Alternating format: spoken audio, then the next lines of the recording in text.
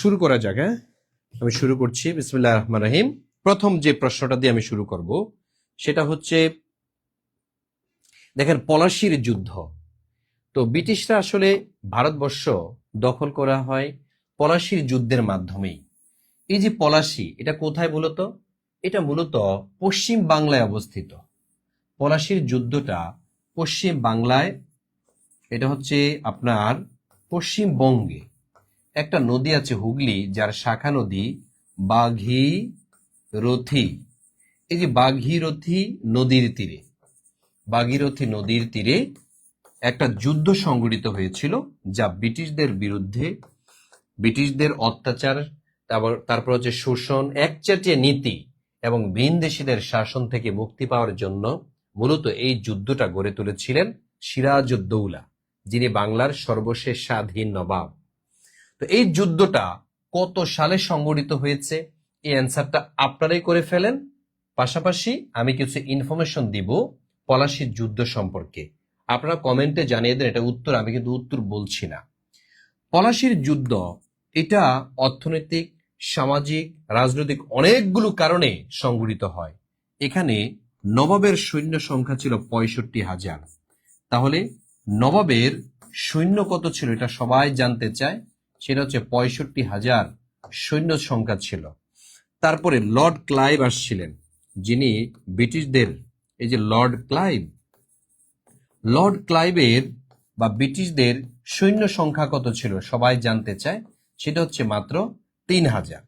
নবাবের এখানে কিন্তু গোলন্দাজ, তারপরে হচ্ছে গোলা, হাতি যোদ্ধা, এরকম প্রায় 65,000 সৈন্য নিয়ে এসেছিল। কিন্তু দুঃখের বিষয় হলো সত্য, এই 3,000-এর মধ্যে মাত্র ব্রিটিশদের মারা গিয়েছে 50 জন। এই 50 জনকে হত্যা করা হয়েছিল এই যুদ্ধে। আর নবাবের সৈন্য মারা যায় কতজন? 500 জন হত্যা। ব্রিটিশরা 500 জন সৈন্যকে হত্যা করেছিল। তারপরে আরেকটা ইন্টারেস্টিং, এই যুদ্ধটা কিন্তু বেশি সময় ধরে চলেনি। পলাশি যুদ্ধের মেয়াদ কত, এটা পরীক্ষাতে আসে। পলাশি যুদ্ধের মেয়াদ যদি বলা হয়, সেটা হচ্ছে মাত্র 11 ঘন্টা। 11 ঘন্টার মাধ্যমে একটা মহাদেশের একটা অঞ্চল দখল করে ফেলেছে। এটা কি আসলে সম্ভব? কিভাবে সম্ভব? কারণ বিশ্বাসঘাতকদের কারণে এটা সম্ভব হয়েছিল। আপনি যদি নিজের কাছে নিজে পরাজিত হয়ে যান, নিজের মনের কাছে যদি নিজে পরাজিত হয়ে যান, সারা দুনিয়া স্বাধীন হলেই কি আপনার ভিতরে তো তুষের আগুন জ্বলছে, তাই না? আমাদের এই বাংলায় কিছু বিশ্বাসঘাতকদের সংখ্যা ছিল বেশি। এই বিশ্বাসঘাতকদের কারণে নবাব সিরাজউদ্দৌলার 65,000-এর তীরন্দাজ গোলাবারুদ সহকারে অস্ত্র শস্ত্র নিয়ে ব্রিটিশদের মাত্র 3,000-এর কাছে পরাজিত হতে হয়েছে। এর চেয়ে লজ্জা কি হতে পারে? যুদ্ধে পরাজিত হয়েছেন, ডাজন্ট ফ্যাক্ট, কিন্তু বিশ্বাসঘাতকতা, এই যে মীর জাফরের মতো, ঘসেটি বেগমের মতো লোকজন, যারা হলো ব্রিটিশদের সাথে হাত মিলায়া আমার দেশ বিক্রি করে দিয়েছে, এখন তারা তো মরে গেছে, কিন্তু আমরা আজও ভুগতেছি। আজও কি মীর জাফরদের জন্ম হয়নি? আজও মীর জাফররা কিন্তু যুগ যুগ ধরে বিভিন্ন নামে পৃথিবীতে আসে, আর এসে সাধারণ মানুষকে শোষণ করে। এখন বিষয়টা হচ্ছে, আসল মীর জাফরটা কে, এটা আমরা খুঁজে বের করতে পারি না। আমার মতের সাথে কারো যদি মত না মিলে, বাস তার ট্যাগ লাগিয়ে দেয়, সেটা হচ্ছে মীর জাফর, ইসরায়েলের দালাল, গোলাম, বাস এভাবে ট্যাগ লাগানো শুরু করি। বাস্তবিক নির্যাতিত, নিপীড়িত মানুষ যার মাধ্যমে, সে হচ্ছে মীর জাফরের বৈশিষ্ট্য বহন করে থাকে। তো এই সেই পলাশির যুদ্ধ, যে যুদ্ধটা হয়েছিল 23 জুনে এই যুদ্ধটা হয়েছিল। কবে? 1757 সালে। তার মানে নিশ্চয়ই আপনারা সঠিক অ্যান্সারটা করে ফেলেছেন। 1757 সালে 23 জুনে এই পলাশির যুদ্ধটা সংগঠিত হয়েছিল। পলাশির যুদ্ধ মাত্র 11 ঘন্টার মধ্যে সমাপ্ত হয়ে গিয়েছে, যেখানে মাত্র 50 জন সৈন্যের মৃত্যু ঘটিয়েছে, আর এখানে 500 জন সৈন্য নিহত হয়েছে। তার মানে বুঝতে হবে আপনাকে, সংখ্যা দিয়ে যুদ্ধ জয় করা যায় না। যুদ্ধ জয় করতে হলে টেকনিক লাগে, বুদ্ধি লাগে। যুদ্ধ জয় করতে হলে আপনাকে আধুনিক অস্ত্র শস্ত্রে সজ্জিত হতে হবে, ঠিক আছে, সাহস লাগবে, বিশ্বাসঘাতক মুক্ত হতে হবে, তাহলে আপনি যুদ্ধে জয় করতে পারবেন। তেমনি ভাবে আপনি চাকরির পরীক্ষা কেমনে পাবেন? শুধু পড়াশোনা করলে বই কিতাবাদি নিয়ে যদি আপনি বইসা থাকেন, অনেকগুলো কোচিং সেন্টারে ভর্তি হয়ে যদি বইসা থাকেন, তাহলেই কিন্তু চান্স পাওয়া যাবে না, চাকরি পাওয়া যাবে না। চাকরি পাইতে হইলে এমন কিছু টেকনিক আপনাকে লাগবে যেগুলো অন্যদেরকে পিছনে ফেলে আপনাকে সামনে নিয়ে যাবে। সেই টেকনিকগুলো আপনাকে রপ্ত করতে হবে। ঠিক আছে? অনেকে গোল্ডেন এ প্লাস পেয়েছে, ডিপার্টমেন্টে ফার্স্ট হয়েছে, যে ভাইয়া মাস্টার্স আমি ফার্স্ট ক্লাস ফার্স্ট পেয়েছি, কিন্তু চাকরিটা পাই না। তো চাকরি না পাওয়ার অন্যতম অনেকগুলো কারণ আছে। আসেন আমরা এগুলো ক্লাসের মধ্যে বলবো। 2 নং প্রশ্ন, ইস্ট ইন্ডিয়া কোম্পানি বাংলা শাসনের দেওয়ানি লাভ করে কত সালে? প্রশ্ন হচ্ছে ভাইয়া দেওয়ানিটা কি? দেওয়ানি মানে হচ্ছে ব্যক্তিগত লাভ বা ব্যক্তিগত মালিকানা। ঠিক আছে, ব্যক্তিগত মালিকানা লাভ করে ইস্ট ইন্ডিয়া কোম্পানি বাংলা শাসনের ব্যক্তিগত দেওয়ানি লাভ করে কত সালে? এটা প্রাথমিক শিক্ষক নিয়োগ পরীক্ষাতে এই প্রশ্নটা এসেছে। এই প্রশ্নটা নিবন্ধনের জন্য মোস্ট ইম্পর্টেন্ট। তাহলে দেওয়ানি লাভ করেছিল, অর্থাৎ ইস্ট ইন্ডিয়া কোম্পানির সদস্যরা হচ্ছে এই দেশের মালিকানা বা খাজনা উঠাবে, তারপর ট্যাক্স নির্ধারণ করবে, তাদের কথা মতো চলতে হবে ইত্যাদি। এরকম অদ্ভুত অদ্ভুত কিছু নিয়ম কানুন চাপিয়ে দেয়া হলো। তো দেখা গেল যে এই অদ্ভুত নিয়মগুলো আমাদেরকে মানতে হয়েছে। তো এখন দেখেন কিভাবে আমরা মানতে হয়েছে। কত সালে এই মূলত এই কাহিনীটা ঘটিয়েছে? 1765 সালে। তাহলে 1765 সালে মূলত এই দেওয়ানি লাভ করেছিল ব্রিটিশরা। ঠিক আছে, 1765 সালে আবার আরেকটা শাসন প্রতিষ্ঠা হয়েছিল, সেটাকে বলা হয় দ্বৈত শাসন। ঠিক আছে, 2 ধরনের শাসন, সেটা রাজনীতি, অর্থনীতি, সমাজনীতি, নির্বাচন ইত্যাদির ক্ষেত্রে। যেমন দ্বৈত শাসনের ফলে ভোটাধিকার কাদের ছিল? মানে ভোটার কারা ছিল? যারা হচ্ছে ধনী, যারা শিক্ষিত। ঠিক আছে, যারা শিক্ষিত ধনী, তারপর হচ্ছে মানে মার্জিত, হ্যাঁ, এরকম টাইপের লোকজন হচ্ছে শুধু ভোট দিতে পারত।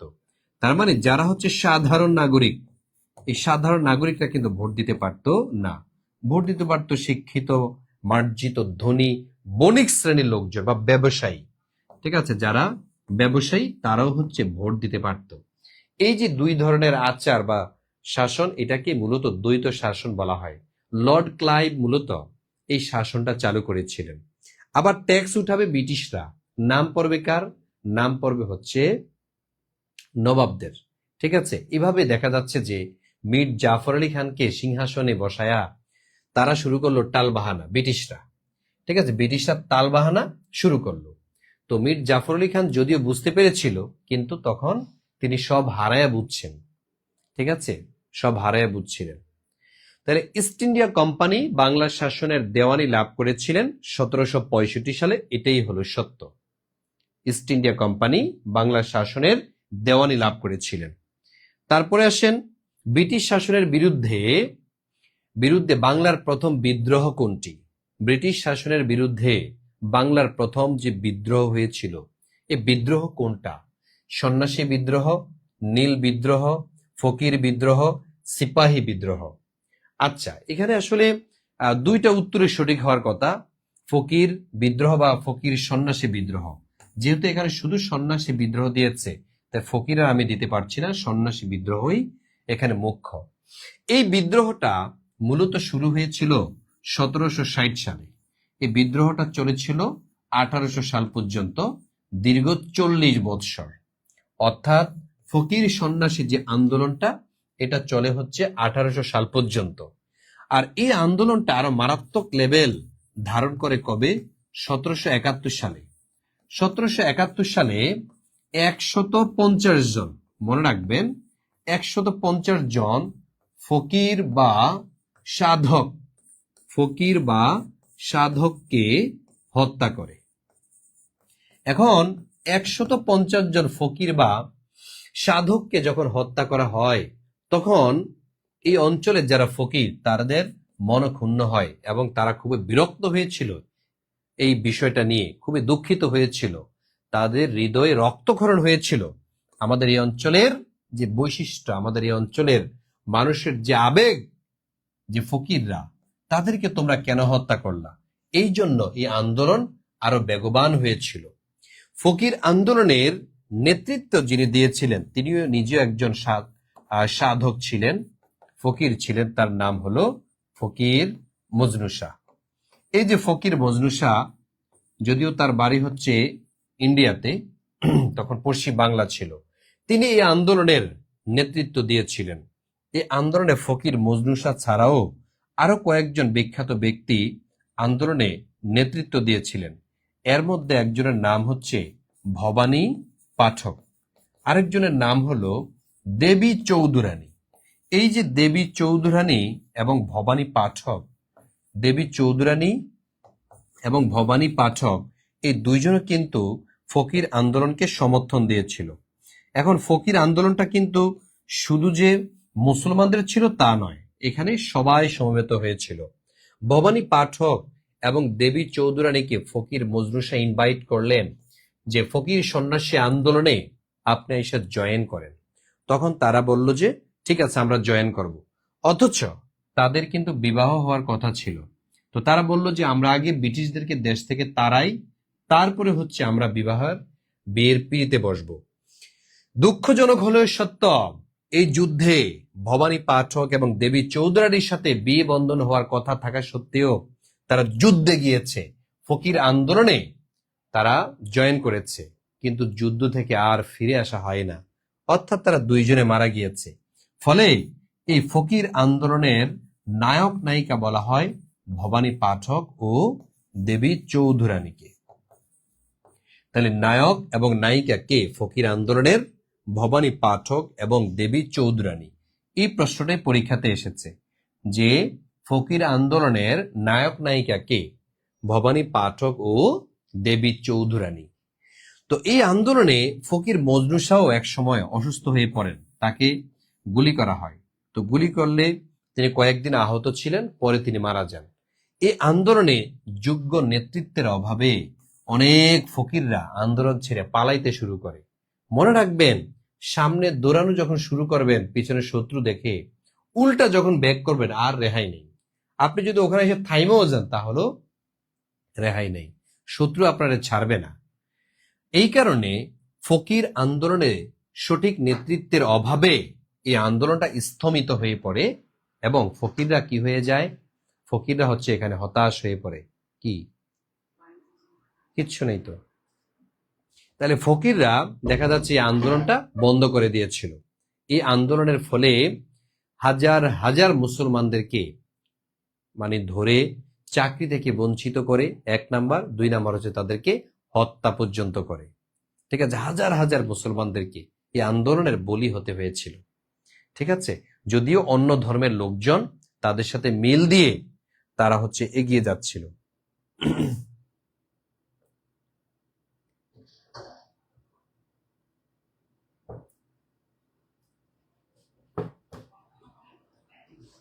আচ্ছা, তাহলে আমাদের এখান থেকে যদি এখন প্রশ্ন আসে, ইনশাল্লাহ আমরা পারবো, তাই না? তাহলে যদি বলা হয় ব্রিটিশ বিরোধী আন্দোলনের প্রথম শহীদ কে, তাহলে ব্রিটিশ বিরোধী আন্দোলনের প্রথম শহীদ যদি বলা হয়, ঠিক আছে, প্রথম শহীদ কিসের? ব্রিটিশ বিরোধী আন্দোলনের, তখন হবে হাজী তিতুমির। হাজী তিতুমির। আর যদি বলা হয় ব্রিটিশ বিরোধী প্রথম আন্দোলন বা বিদ্রোহ কোনটা ছিল, সেটা হচ্ছে ফকির সন্ন্যাসী আন্দোলন বা সন্ন্যাসী বিদ্রোহ। তাহলে ব্রিটিশ বিরোধী প্রথম আন্দোলন কোনটা ছিল? ফকির আন্দোলন। আর ব্রিটিশ বিরোধী আন্দোলনের প্রথম শহীদ বলা হয় কাকে? সেটা হলো হাজী তিতুমিরকে ব্রিটিশ বিরোধী আন্দোলনের প্রথম শহীদ বলা হয়।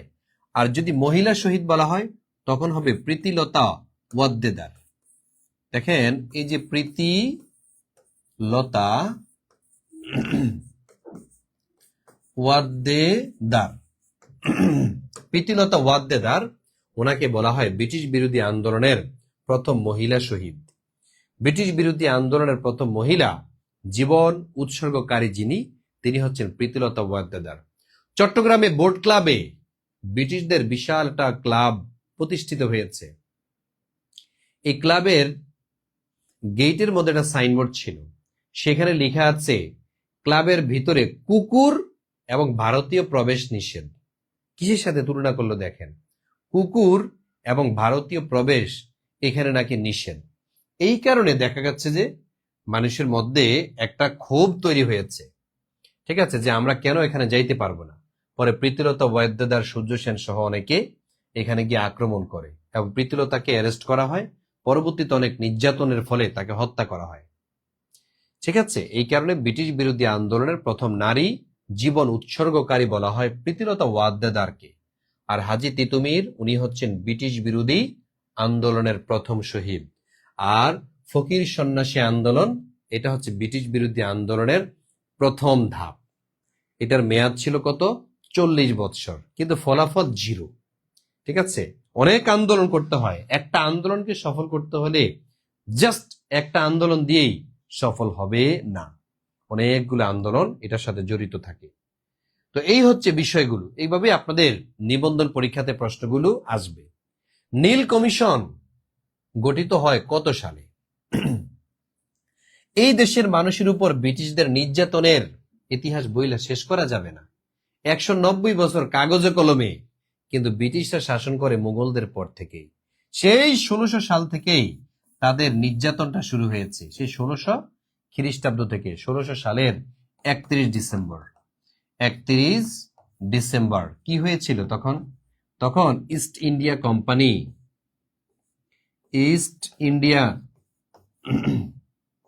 কোম্পানি নামক একটি কোম্পানি প্রতিষ্ঠা করা হয়েছিল। এই সেই ইস্ট ইন্ডিয়া কোম্পানি তারা হচ্ছে এই দেশের মানুষের উপরে তারা তাবেদারি চালিয়েছে দীর্ঘকাল। যদিও সেটার আনুষ্ঠানিকতা শুরু হয়েছিল 1757 সালে, শেষ হয়েছিল 1947 সালে। তাই এখানে 190 বছর হিসাব করা হয়, কিন্তু 190 বছর কি আরো বেশি হবে। তারা যে জুলুমগুলো চালিয়েছে তার মধ্যে একটা হচ্ছে নীল চাষ। এই অঞ্চলের মানুষদেরকে জোর করে তারা নীল চাষ করাতো, কারণ নীলটা তাদের খুব কাজে লাগতো। এটা কাপড়ে ব্যবহার করত, বিভিন্ন জায়গাতে ইন্ডাস্ট্রিতে এই নীলের খুব কদর ছিল এবং কি ভালো মায়না পাইতো। তাদের ব্যবসা জমজমাট ছিল। এই কারণে কিছু অঞ্চল তারা নিয়ে কৃষকদেরকে দিয়ে বলো যে এগুলো তোমরা নীল চাষ করো। কৃষকরা তো চাষ করেছে, ইনভেস্ট করেছে নিজের খরচে, কিন্তু যা ইনভেস্ট করেছে সেটা বিক্রি করে তাদের পোষায় না। ফলে কৃষকরা বলল যে নীল চাষ আমরা করব না। কারণ কি, নীল চাষ করে লাভটা কি? দেখা যাচ্ছে যে আমরা তো আমাদের পাওনাটা খুঁজে পাই না। কেন তারা নীল চাষ করবে না? এই জন্য নীল কুঠিতে এনে এনে নির্যাতন করত। কুঠি মানে জেলখানা। এটা হচ্ছে ব্রিটিশরা বিভিন্ন অঞ্চলে নীল কুঠি স্থাপন করত, যে এই ধরনের অপরাধী নীল চাষ করতে চায় না এই ধরনের অপরাধীদেরকে এখানে আইনা অকথ্য নির্যাতন চালাতো। এই জন্য 1859 সালে একটা আন্দোলন শুরু হয়েছিল। 1859 সালে একটা আন্দোলন শুরু হয়েছিল, এটাকে বলা হয় কি? নীল বিদ্রোহ। এই যে নীল বিদ্রোহ, হাজী দুদুমিয়া কিন্তু এই নীল বিদ্রোহতে সমর্থন দিয়েছিলেন, আর অনেকেই এই আন্দোলনের সমর্থন দিয়েছিলেন। নীল বিদ্রোহের কারণে কুষ্টিয়া, রংপুর, যশোর এই অঞ্চলটাতে বিশাল কৃষক প্যানেল আইসা অংশগ্রহণ করলেন। পরবর্তীতে তারা বাধ্য হয়ে নীল কমিশন গঠন করতে হয়েছে 1860 সালে। তার মানে এই প্রশ্নের সঠিক অ্যান্সার কোনটা হবে বলেন? এই প্রশ্নের সঠিক অ্যান্সার হবে 1860। 1860 সালে নীল কমিশন গঠিত হয়। সেখানে বলা হয়েছে জোর জবরদস্তি করে কাউকে নীল চাষ করানো যাবে না। যদি কেউ জোর জবরদস্তি করে নীল চাষ করায় তাহলে তাকে শাস্তি পেতে হবে। এই জন্য মূলত আর নীল চাষ করানোর সাহস পায় না। আবার দেখা যাচ্ছে যে মানে আর নীলকররা এমন কিছু কৌশল অবলম্বন করত, তাদেরকে বলতো যে ঠিক আছে তোমরা চাষ করো, যত টাকা লাগে আমরা দিব, এই বলে হচ্ছে কৃষকদেরকে নামায়া দিত।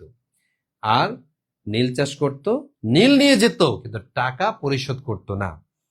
মনে হয় যেন তারা একটা মানে বাপদাদার সম্পত্তি পেয়ে গেছে। এটা তো তাদের চাহিদা বেশি ইউরোপ আমেরিকায়, এই কারণে তারা এটার প্রতি জোর দিত। তাহলে তোরা টাকা দে, কিন্তু টাকা দিত না। তো এই হচ্ছে অবস্থা। তাহলে হাজী তিতুমির দুদুমিয়া এই আন্দোলনের অগ্রণী ভূমিকা পালন করেছিলেন। এই নীল বিদ্রোহের উপরে একটি নাটক রচিত হয়েছে।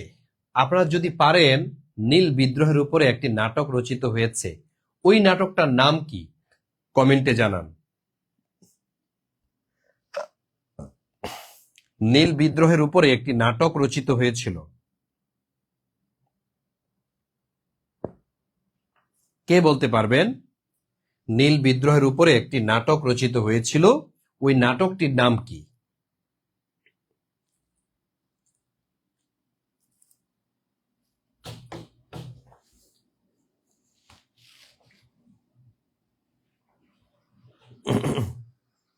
Good, thank you so much, thank you so much.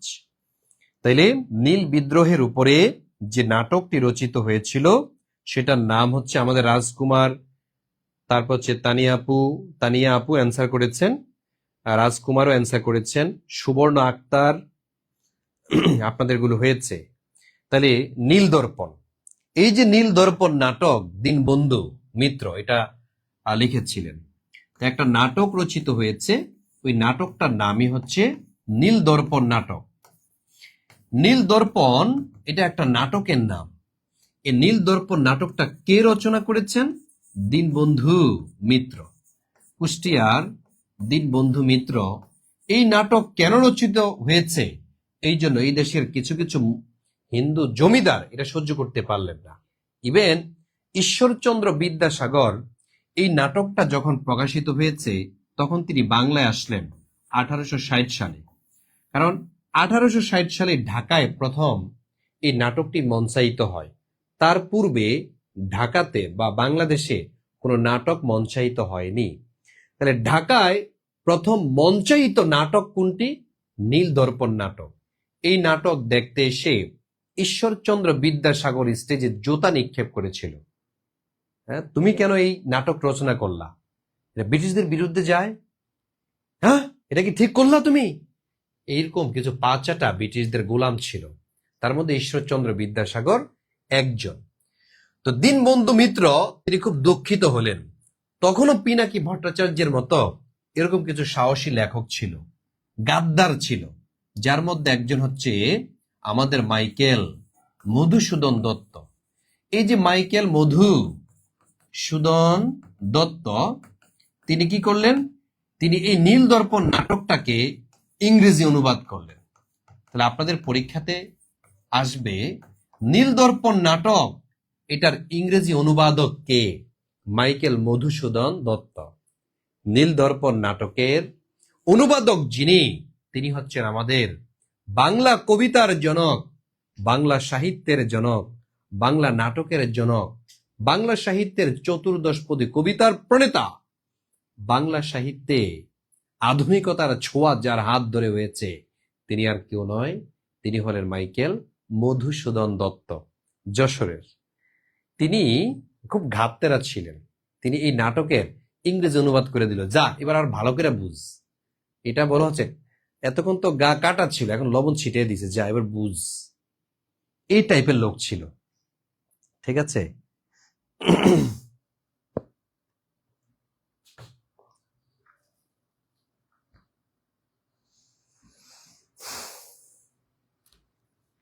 যে বিভিন্ন অঞ্চলে বিদ্যুতের বিভ্রাট হচ্ছে, তাই না? আপনারা অনেকেই ক্লাস করতে চান,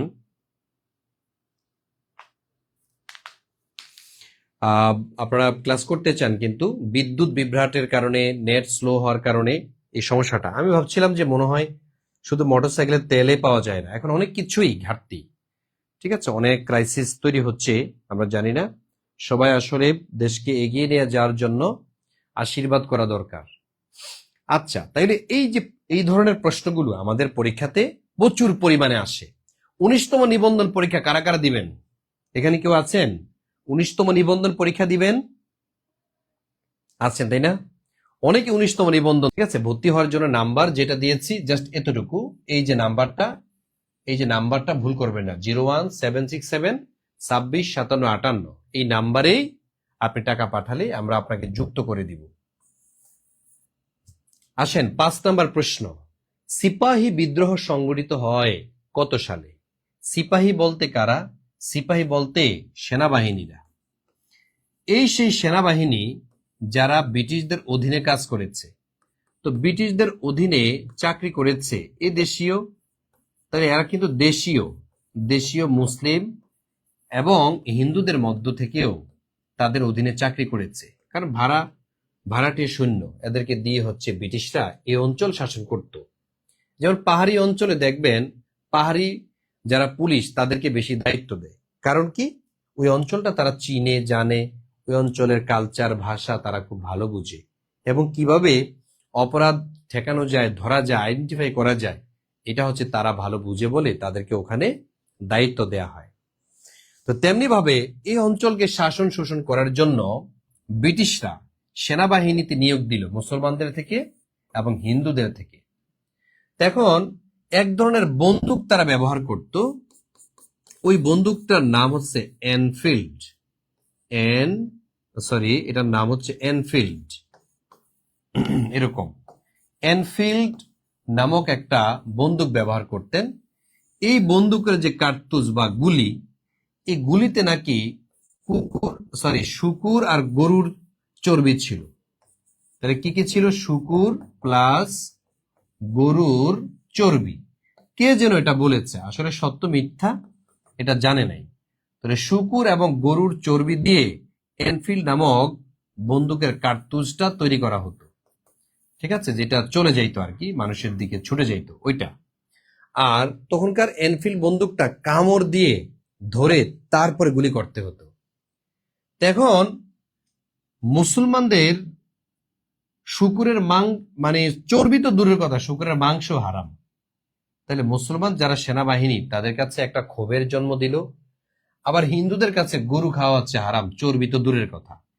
মিয়া, আমরা ধর্মকর্ম করি না তাহলে কি হয়েছে, কিন্তু আমাদেরকে দিয়ে এরকম একটা অন্যায় কাজ করাবা, এটা হতে পারে না।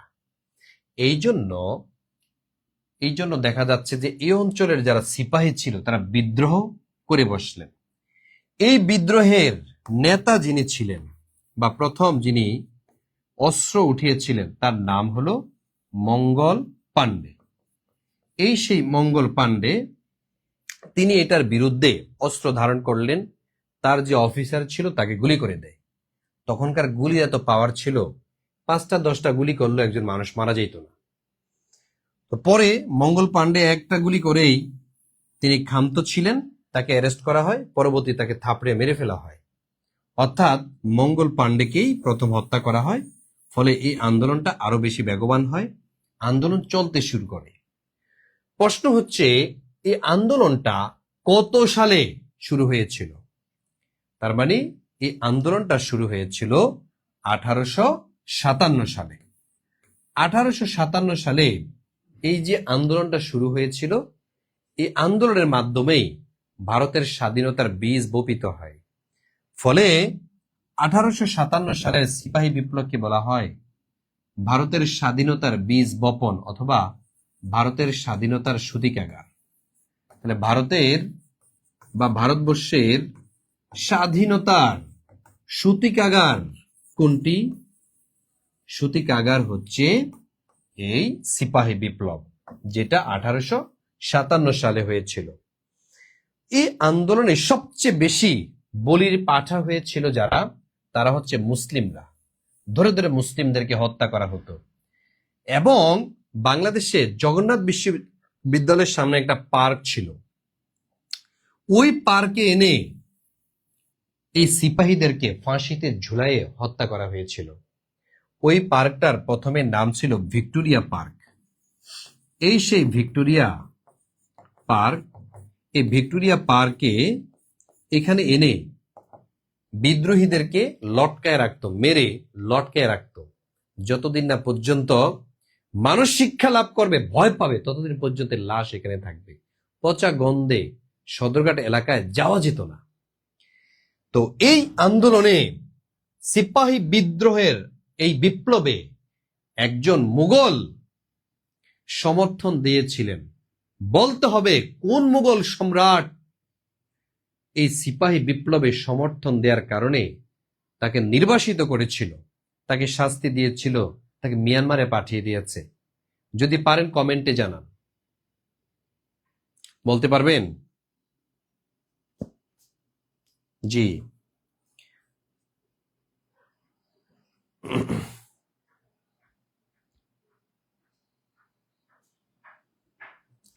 জি, মরে শাহরিয়ার হোসেন, মরে মরে, কেন মরবে না?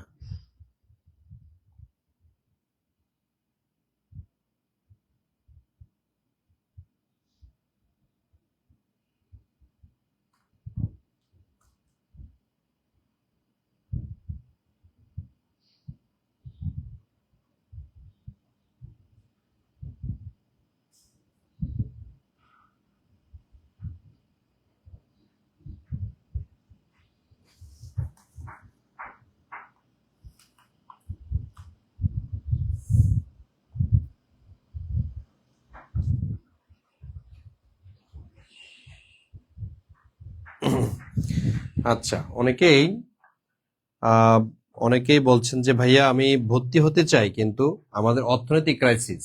আচ্ছা, যাদের একবারে অর্থনৈতিক ক্রাইসিস আছে, বিকাশে বা নগদে টাকা নেই, তারা অন্তত মেসেজ দিবেন। হ্যাঁ, মেসেজ দিবেন। এখন অর্থনৈতিক ক্রাইসিস কি আসলে বিকাশের নাকি আসলেই আপনার রিয়েল লাইফের? যদি আপনার ব্যক্তিগত অর্থনৈতিক ক্রাইসিস থাকে তাহলে আপনি রিকোয়েস্ট করবেন, একটা মেসেজ পাঠিয়ে রাখবেন যে ভাইয়া আমি আর্থিক প্রবলেমে আছি, আমাকে একটু ব্যবস্থা করা যায় কিনা দেখি। আপনার সম্পর্কে আমরা নোট রাখবো, আমি ক্লাস শেষে আপনাদেরকে নিয়ে বসবো। ঠিক আছে? আর যাদের আসলে ক্রাইসিস নেই তারা প্লিজ কম দিয়েন না, 1199 টাকা দিয়েই আপনি ভর্তি হয়ে যান। হ্যাঁ, 1199 টাকাই আপনি পাঠিয়ে দিয়েন, কারণ আমরা মাত্র একটা নামে মাত্র এই ফিটা ধরেছি, একবার নামে মাত্র। এখানে অনেকগুলো ক্লাস আমরা নিচ্ছি, যেটা অফলাইনে আপনি আর 10 ভাগের 1 ভাগ ক্লাসও পাইতেন না। 10 ভাগের 1 ভাগ নেওয়া তো সম্ভব না, এত ক্লাস। আর ভোগান্তিও আপনার বেশি, অনেক কাজ রেখে আসতে হতো, কিন্তু এখন মোবাইলটা সাথে থাকলেই হলো, পৃথিবীর যে কোনো প্রান্তে যান আপনি কিন্তু ক্লাস করতে পারছেন। ঠিক আছে? আচ্ছা, তাহলে এই সিপাহী বিপ্লবে বা সিপাহী বিদ্রোহে সমর্থন দিয়েছিলেন যিনি, তিনি হচ্ছেন বাংলার সর্বশেষ মুঘল সম্রাট। ওনার নাম দ্বিতীয় বাহাদুর শাহ, নট শুধু বাহাদুর, দ্বিতীয় বাহাদুর শাহ। ওনাকে বলা হয় বাংলার সর্বশেষ মুঘল সম্রাট। তাকে নির্বাসন দেয়া হয়, তাকে নির্বাসিত করা হয় কোথায়? রেঙ্গুনে। ঠিক আছে, ইয়াঙ্গুন, যার নাম বর্তমানে রেঙ্গুন, এখানে তাকে নির্বাসিত করা হয়েছিল। তার অপরাধ ছিল সিপাহী বিপ্লবে তিনি কেন সমর্থন দিলেন। আর এমনি তো মোগলদের উপরে খেপা ছিল, মোগলরা প্রায় 400-500 বছর এই অঞ্চল শাসন করেছে, ব্রিটিশরা সহ্য করতে পারেনি। মোগলরা আবার সমর্থন দিবে, চুপ থাকবে, কোনো কথা বলতে পারবি না, এই সমর্থন দিয়েছে বলে তাকে অ্যারেস্ট করে মিয়ানমার রেঙ্গুন দ্বীপে পাঠিয়ে দিয়েছে, আর ওখানে তিনি মারা গিয়েছেন। এটা একটা শাস্তি ছিল। তো এই হচ্ছে বিষয়। তারপরে পরের প্রশ্নে আমরা দেখি কি আছে। ভারত শাসন আইন পাশ হয় কত সালে? ব্রিটিশরা দেখেন কত আয়োজন করেছে ভারতকে কিভাবে শাসন করা যায়, সেই জন্য তারা আইন পর্যন্ত পাশ করিয়েছে, রেগুলেটিং অ্যাক্ট যেটাকে বলা হয়।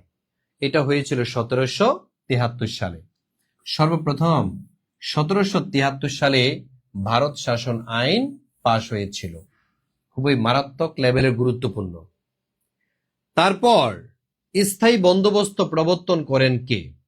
স্থায়ী বন্দোবস্ত বা চিরস্থায়ী বন্দোবস্ত এটাকে বলা হয়, চিরস্থায়ী বন্দোবস্ত। এই যে চিরস্থায়ী বন্দোবস্ত প্রবর্তন, এটা কে করেছিলেন? লর্ড কর্নওয়ালিস, ক্লাইভ, ওয়ালেসলি নাকি লর্ড ডালহৌসি? মনে রাখতে হবে, চিরস্থায়ী বন্দোবস্ত এই আইনটা চালু করলেন বা প্রবর্তন করলেন যিনি, তিনি হচ্ছেন লর্ড কর্নওয়ালিস।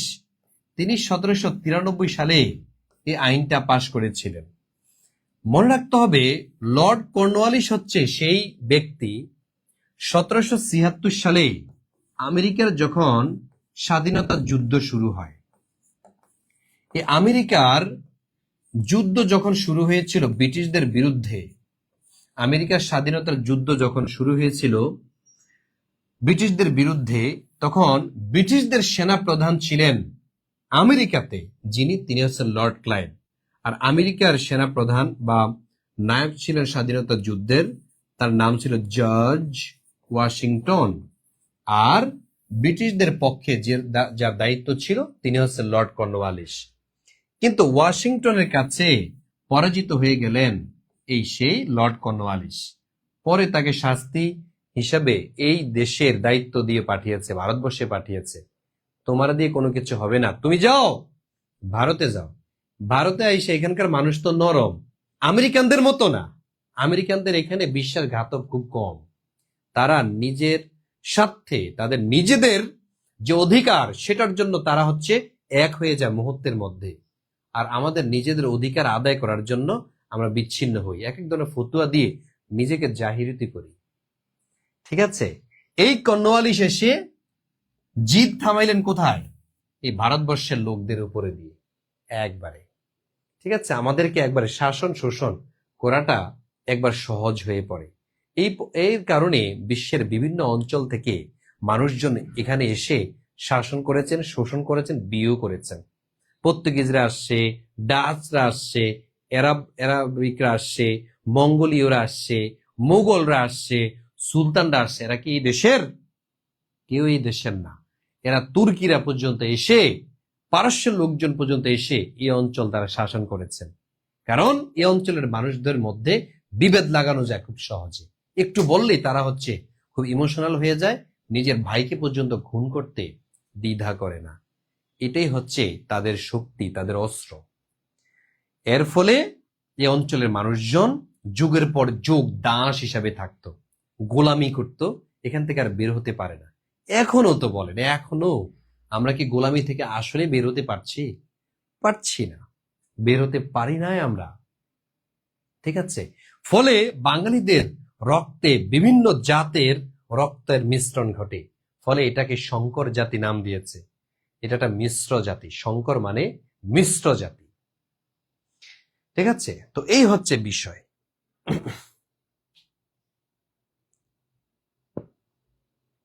আচ্ছা, আমাদের ফরিদা আক্তার আপু এই মাত্র জয়েন করেছেন। হ্যাঁ, আচ্ছা, তাইলে মোটামুটি আমরা জানলাম চিরস্থায়ী বন্দোবস্ত প্রবর্তন করেছিলেন লর্ড ক্লাইভ। তারপর স্থায়ী বন্দোবস্ত চালু হয় কত সালে? এটা তো আমরা বললাম 1793। যারা ভর্তি হবেন হন। পরবর্তী যে প্রশ্নটা আমরা একটু দেখব, বঙ্গভঙ্গ ঘোষণা করা হয় কত সালে? বঙ্গভঙ্গ ব্রিটিশরা দেখলো এই অঞ্চলের পুরা ভারতবর্ষে কেউ আসলে বিদ্রোহ করে না, বিদ্রোহ করে শুধু এই বঙ্গের লোকজন। বঙ্গ বলতে আসলে কারা? পূর্ববঙ্গ আর পশ্চিমবঙ্গ এবং আসাম। পূর্ববঙ্গ এবং আসাম আর পশ্চিমবঙ্গ এই অঞ্চলের লোকজন যেই আলামত করে, ব্রিটিশরা সমগ্র ভারতবর্ষ নিয়ে এত টেনশন করে না, এই অঞ্চল নিয়েই কিন্তু তারা বেশি টেনশিত। এই অঞ্চলের মানুষকে বলা হতো বোগলাকপুর, মানে বিদ্রোহের দেশ। এরা কিছু কিছু হলেই বিদ্রোহ করে বসতো।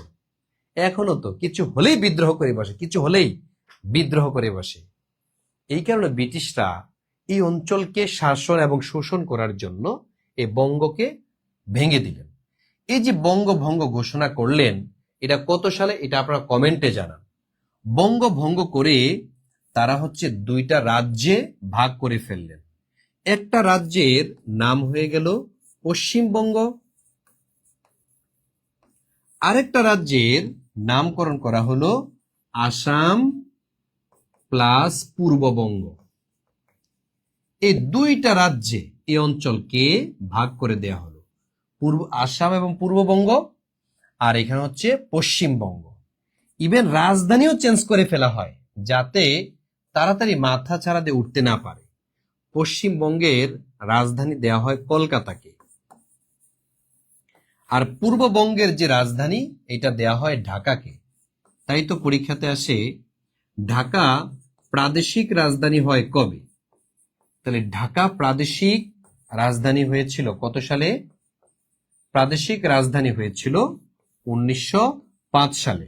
অর্থাৎ যেই বৎসর বঙ্গভঙ্গ হয় ওই বৎসরেই ঢাকাকে রাজধানী করা হয়।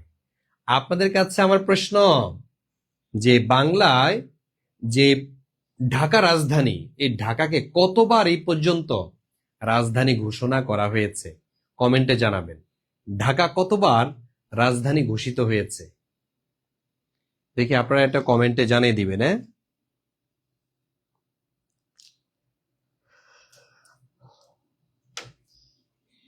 তাইলে বঙ্গভঙ্গ হয়ে গেল। এই বঙ্গভঙ্গ হওয়াতে এখানে কিন্তু দেখা যাচ্ছে যে দুই ধরনের প্রতিক্রিয়া পাওয়া যায়। কাদের কাদের প্রতিক্রিয়াটা?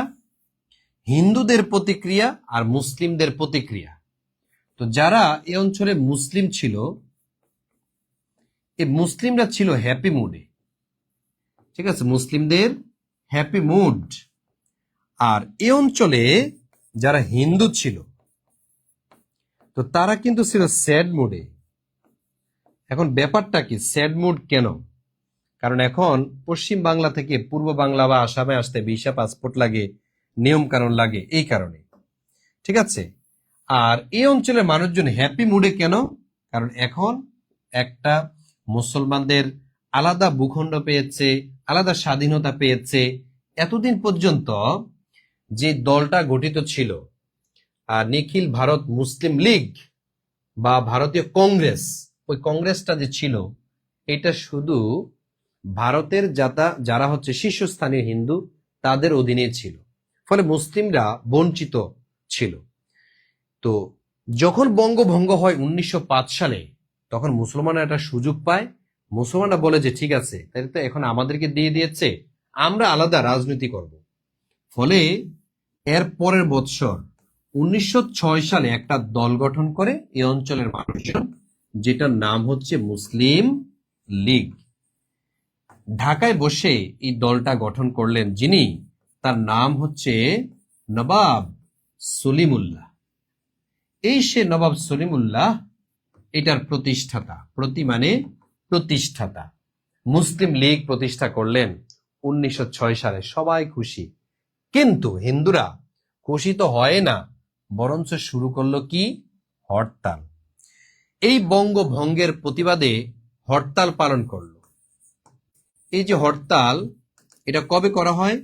15 অক্টোবর 1905 সালে ভারতবর্ষে প্রথম হরতালের ডাক দিলেন যিনি, তিনি হচ্ছেন মহাত্মা গান্ধী। মহাত্মা গান্ধীর জন্ম হচ্ছে গুজরাটে, তাই হরতাল শব্দটি হচ্ছে গুজরাটি শব্দ। এটা কিন্তু পরীক্ষাতে এসেছে, হরতাল কোন ভাষার শব্দ?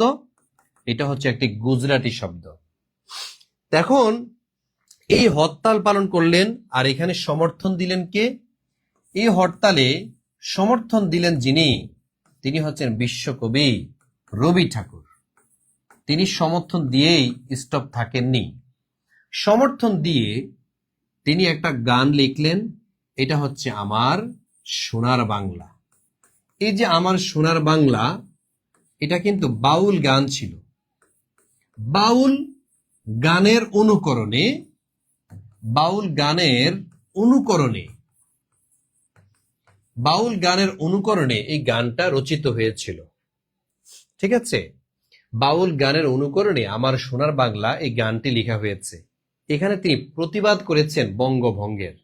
আর এই আমার সোনার বাংলাই কিন্তু বর্তমানে আমাদের জাতীয় সঙ্গীত, প্রথম 10 লাইন। যদিও আমার সোনার বাংলা গানটি 25 লাইন, টোটাল 25 লাইনের আমার সোনার বাংলা গান, কিন্তু এই গানের যে প্রথম 10 লাইন, এই 10 লাইন হচ্ছে আমাদের জাতীয় সঙ্গীত। তাইলে আমার সোনার বাংলা বঙ্গভঙ্গের প্রতিবাদে রচিত হয়েছে।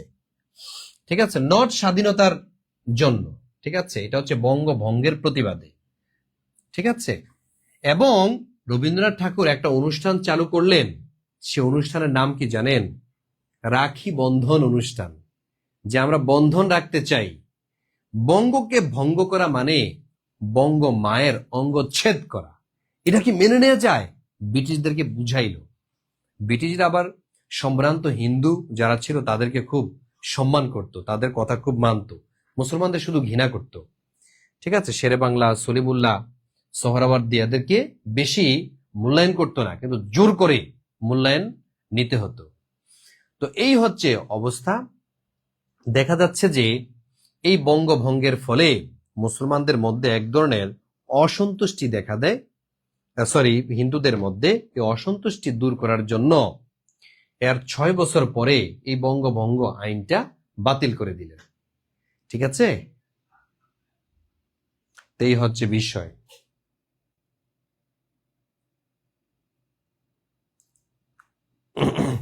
আমার সোনার বাংলা এই গানটা অবশ্যই প্রথম 10 লাইন মুখস্থ করবেন ইংরেজি সহ, এবং ইংরেজি অনুবাদককে এটা সহকারে আপনার মুখস্থ করে নিতে হবে। আচ্ছা, তাহলে পরের প্রশ্নে আসি। বঙ্গভঙ্গ রদ হয় কত সালে? তাহলে এটা আমরা অলরেডি বলেছি। বঙ্গভঙ্গ রদ অথবা বঙ্গভঙ্গ বাতিল হয়েছে কত সালে? সেটা হয়েছে 1911 সালে। বঙ্গভঙ্গ বাতিল হয়েছে 1911 সালে। আর বঙ্গভঙ্গ করা হয়েছে কবে? 5 সালে। ঠিক আছে, রাজা পঞ্চম জর্জ এই বঙ্গভঙ্গ বাতিলের ঘোষণা দিয়েছিলেন। তারপরে আসেন, বাংলার শেষ স্বাধীন নবাব কে ছিলেন? আহারে, বাংলার শেষ স্বাধীন নবাব কে ছিলেন? তাইলে এখানে দেয়া আছে মীর জাফর। এই সে মীর জাফর আলী খান, নাকি সিরাজউদ্দৌলা, নাকি মীর কাসিম, নাকি শায়েস্তা খান? এটা সবাই পারেন। বাংলার শেষ স্বাধীন নবাব যিনি ছিলেন তার নাম হচ্ছে নবাব সিরাজউদ্দৌলা। সিরাজউদ্দৌলা মাত্র 25 বছর বেঁচে ছিলেন। উনার জন্মটা হয়েছিল 1732 সালে, উনি মৃত্যুবরণ করেছেন 1757 সালে। তো এই সে সিরাজউদ্দৌলা সিংহাসনে আরোহণ করেছিলেন কবে? উনি সিংহাসনে আরোহণ করেন তার নানার মৃত্যুর 1 বছর পরে। তাইলে সিংহাসন লাভ কত সালে করলেন? 1756 সালে। ঠিক আছে, তার নানা মৃত্যুবরণ করেছিলেন যে বছর, ওই বছরে তাকে দায়িত্ব দেয়া হয়। 1 বছরও ঠিক মতো দায়িত্ব পালন করতে পারেননি প্রাসাদ ষড়যন্ত্রের কারণে। সিরাজউদ্দৌলাকে হত্যা করা হলো মাত্র 11 ঘন্টার যুদ্ধে, পলাশির যুদ্ধে। এখান থেকে প্রশ্ন আসতে পারে, শেষ যেহেতু আছে, প্রথম নবাব কে ছিল? বাংলার প্রথম নবাব যিনি ছিলেন তার নাম হলো মুর্শিদ কুলি খান।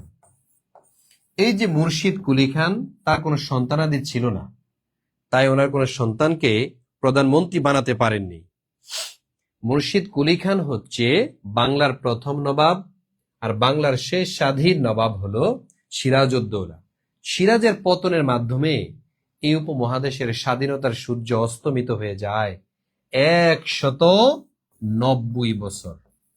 190 বছর, প্রায় 200 বছর বলে অনেকে, যদিও এটা এক্সাক্ট হচ্ছে 190 বছর পর্যন্ত এই অঞ্চলের মানুষজন ব্রিটিশদের গোলাম বা তাবেদারি করতে হয়েছে বাধ্য হয়ে। ওকে, তাহলে এই টাইপের প্রশ্নগুলোই দেখেন প্রাইমারি, নিবন্ধন, এখানে শুধু আসে। তাহলে এগুলো আসলে পারবেন না আপনারা?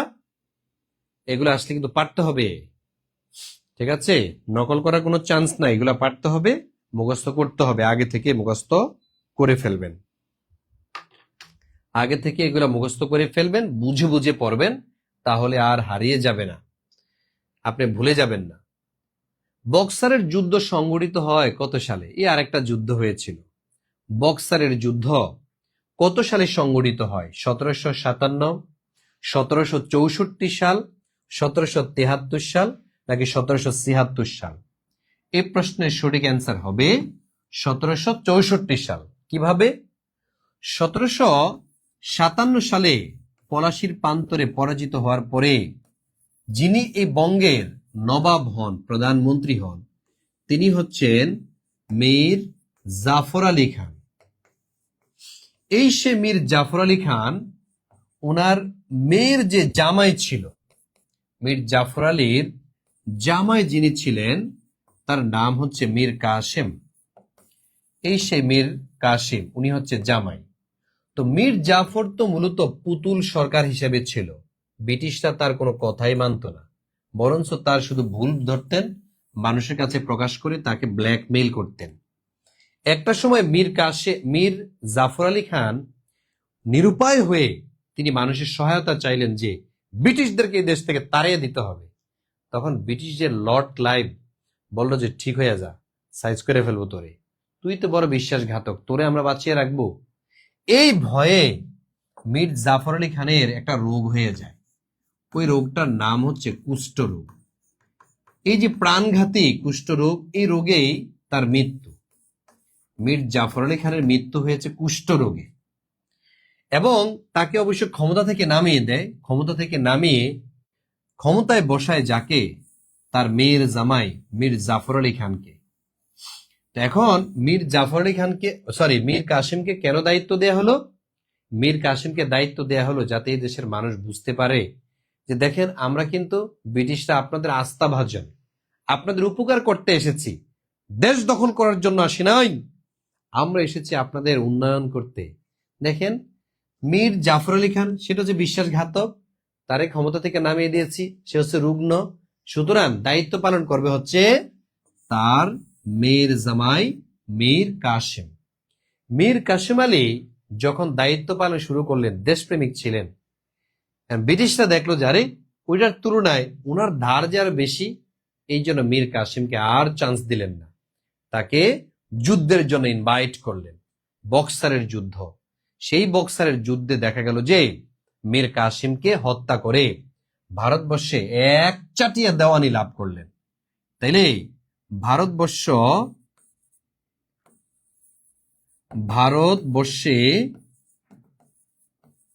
একচাটিয়া বা একচেটিয়া, মূলত শব্দটা হবে একচেটিয়া ক্ষমতা লাভ কবে? 1764 সালে। 1764 সালেই ভারতবর্ষে ব্রিটিশরা একচেটিয়া ক্ষমতা লাভ করে, দেওয়ানি লাভ করে, সব ক্ষমতা চলে যায় ব্রিটিশদের হাতে। এখন আর কে কথা বলবে? ঠিক আছে, বাংলাদেশের প্রধান প্রধান নেতা যেগুলো আছে সব যদি মেরে ফেলে, ভয়ে অন্যরা আর কথাই বলবে না, যে যারা হচ্ছে হত্যা করবে তাদের কথাই নাচবে, বলো যে না ঠিকই আছে ঠিকই আছে। বাঙালিরা হচ্ছে এরকম।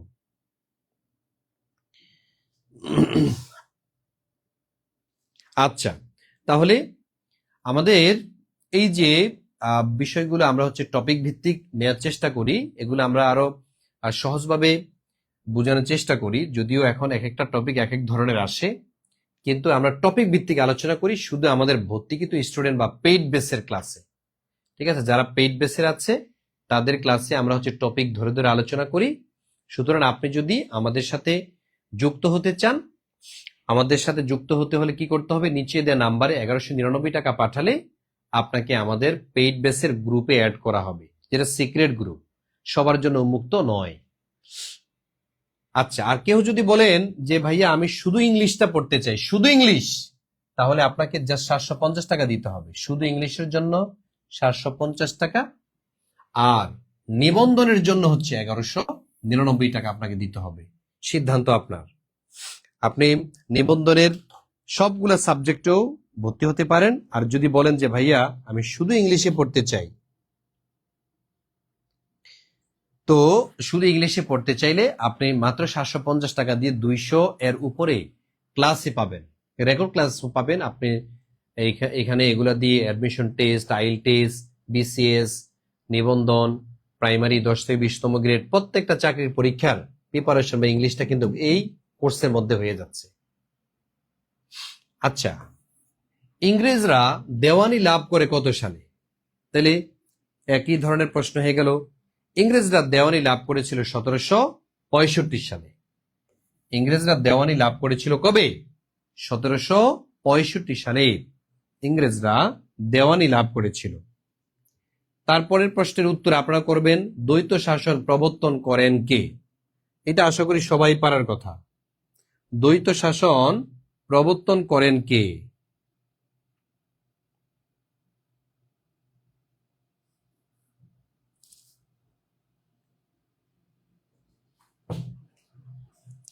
দ্বৈত শাসন প্রবর্তন করেন কে? Robert Clive, Warren Hasting, Cornwallis নাকি ডালহৌসি? দ্বৈত শাসন মানে কি? দুই ধরনের শাসন। এই শাসনটা প্রবর্তন করেছিলেন বিজেতা রবার্ট ক্লাইভ। এই যে রবার্ট ক্লাইভ, তিনি মূলত দ্বৈত শাসন ব্যবস্থা প্রণয়ন করেছিলেন। দ্বৈত শাসন ব্যবস্থায় প্রশাসনিক শাসন বা প্রশাসনিক এবং যেটা অর্থ মন্ত্রণালয়, এই দুইটা মন্ত্রণালয় যারা নিয়ন্ত্রণ করতেন তারা হচ্ছে ব্রিটিশরা। ঠিক আছে, ব্রিটিশদের নিয়ন্ত্রণে ছিল।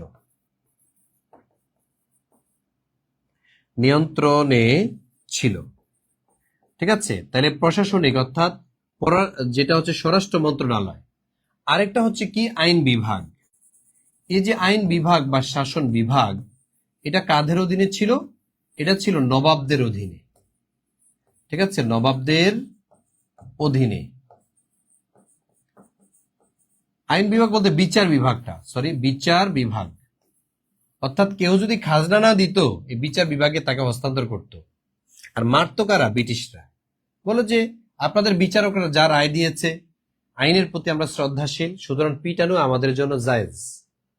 এভাবে দেখা যায় দুই ধরনের শাসন ব্যবস্থা প্রতিষ্ঠা করে এই দেশের মানুষের কাছে মুসলমানদেরকেই বা নবাবদেরকে বিষিয়ে তোলে। নবাবদেরকেই মানে এমন ভাবে উপস্থাপন করে যে নবাবরা আসলে খুব খারাপ লোক, মুসলিম শাসকরা আসলে যোগ্য নয়। তো এই হচ্ছে বিষয়। পরের প্রশ্ন, দ্বৈত শাসন ব্যবস্থা বিলুপ্ত করেন কে? দেখি অ্যান্সার করেন তো। দ্বৈত শাসন ব্যবস্থা বিলুপ্ত করেন কে? স্যার এই সপ্তাহে সার্কুলার হবে কি? ইনশাল্লাহ আমরা আশাবাদী এই সপ্তাহে সার্কুলার হতে পারে। তবে 18 তারিখে এনটিআরসির প্রধান শিক্ষক নিয়োগের পরীক্ষা 18 তারিখে। তা আমার মনে হচ্ছে 18 তারিখের পরেই হওয়ার কথা। হ্যাঁ, যেমন আজকে এপ্রিল, যেমন 18 তারিখ না, আজকে তো পরীক্ষা হওয়ার কথা, তাই না? আজকের পরে আশা করি যে এই সপ্তাহের মধ্যে আপনাদের সার্কুলারটা হতে পারে। ওয়েট করেন, ঠিক আছে, ওয়েট করেন, দেখেন কি হয়। তবে সার্কুলার দিবে এটা নিশ্চিত থাকেন। সার্কুলার যখন দিবে তখন তো শেষ। ঈদ আসে, ঈদ থাকে কয়দিন? একদিন। এই একদিনের জন্য কত আয়োজন, গরু কিনা, তারপরে কর্মস্থল থেকে বাড়িতে ফিরে আসা, কেনাকাটা করা, দাওয়াত করা, শত শত কাজ শেষ করে একদিনে শেষ হয়ে যায় ঈদ। সেম অবস্থা। আপনারা যারা সার্কুলারের জন্য ওয়েট করছেন, শুধু ওয়েট করতে থাকেন, যখন সার্কুলার দিবে তখনই দেখবেন শেষ।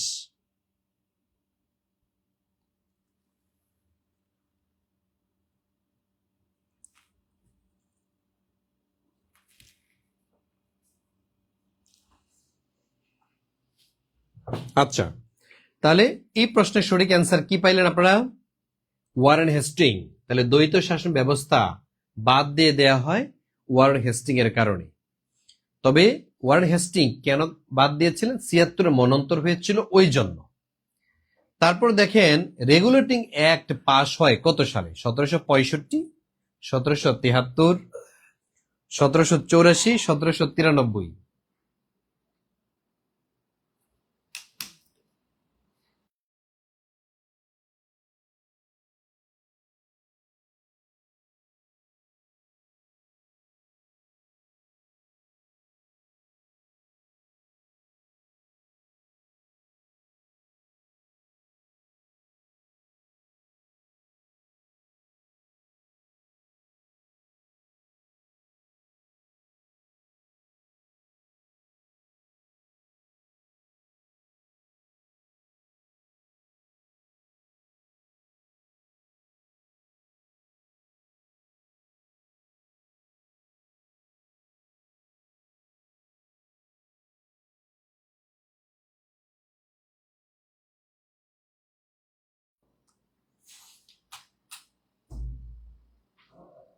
তাহলে এই প্রশ্নের সঠিক অ্যান্সার যারা করেছেন 1773, তাদেরটাই সঠিক হয়েছে।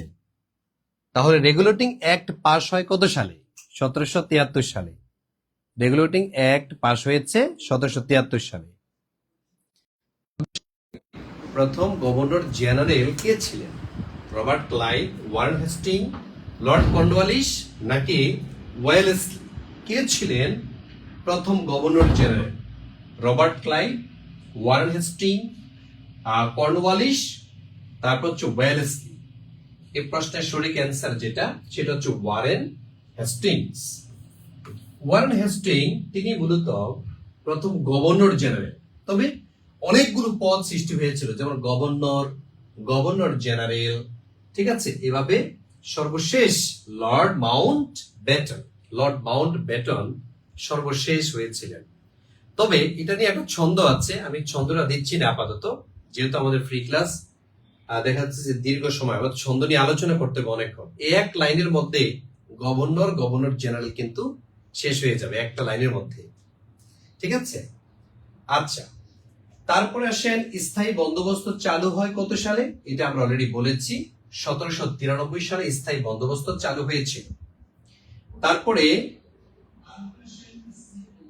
সিপাহী বিদ্রোহ সংগঠিত হয় কত সালে? সিপাহী বিদ্রোহ, আচ্ছা প্রশ্ন রিপিট হয়েছে, 1757 সালে সিপাহী বিদ্রোহ সংগঠিত হয়েছে।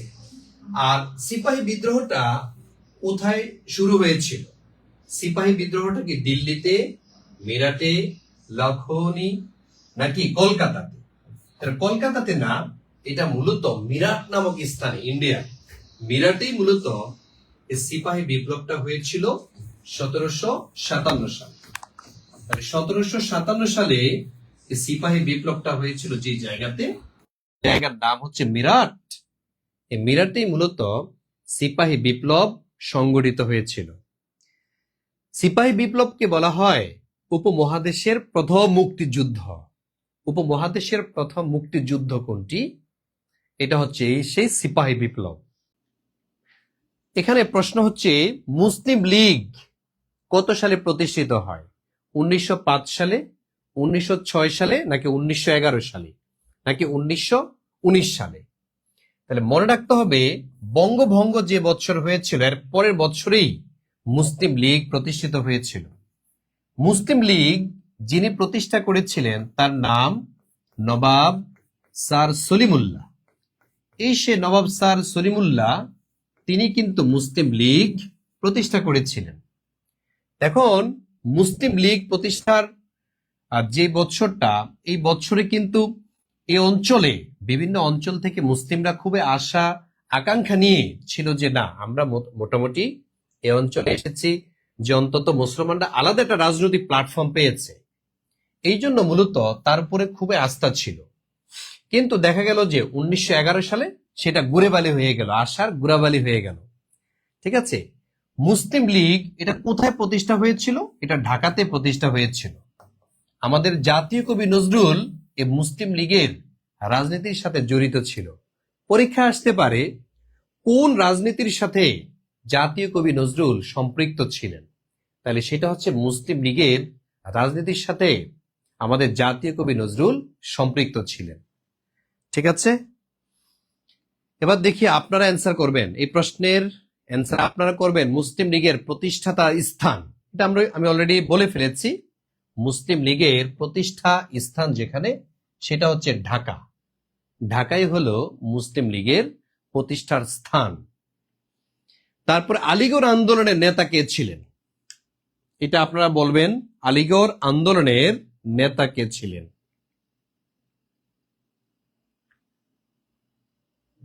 আলিগড় আন্দোলনের নেতা কে ছিলেন? আপনাদের কমেন্টগুলো অনেক পরে আসে, আমি দেখা যাচ্ছে 3টা প্রশ্ন চলে গেলে তারপরে দেখি যে আপনারা প্রশ্ন করতেছেন, মানে পিছিয়ে যাওয়া 3 নাম্বার প্রশ্ন।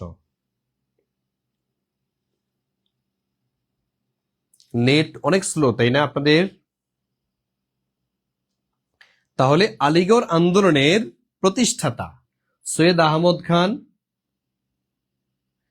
আচ্ছা, এখানে থ্যাংক ইউ সো মাচ নীল আকাশ, মনিরুজ্জামান মনির, সুজন, তারপরে জাহাঙ্গীর আলম, আঞ্জুয়ারা খাতুন, বিনতে হাসান, আপনাদের অ্যান্সারগুলো সঠিক হচ্ছে।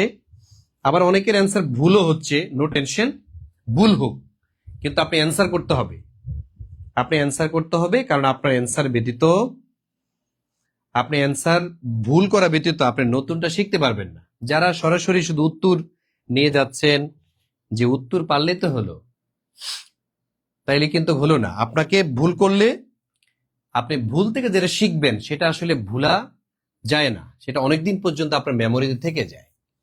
আসেন, আলিগড় আন্দোলনের নেতা কে ছিলেন?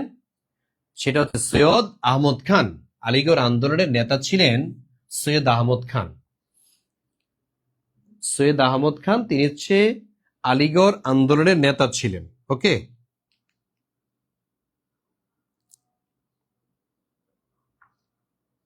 ঠিক বলেছেন।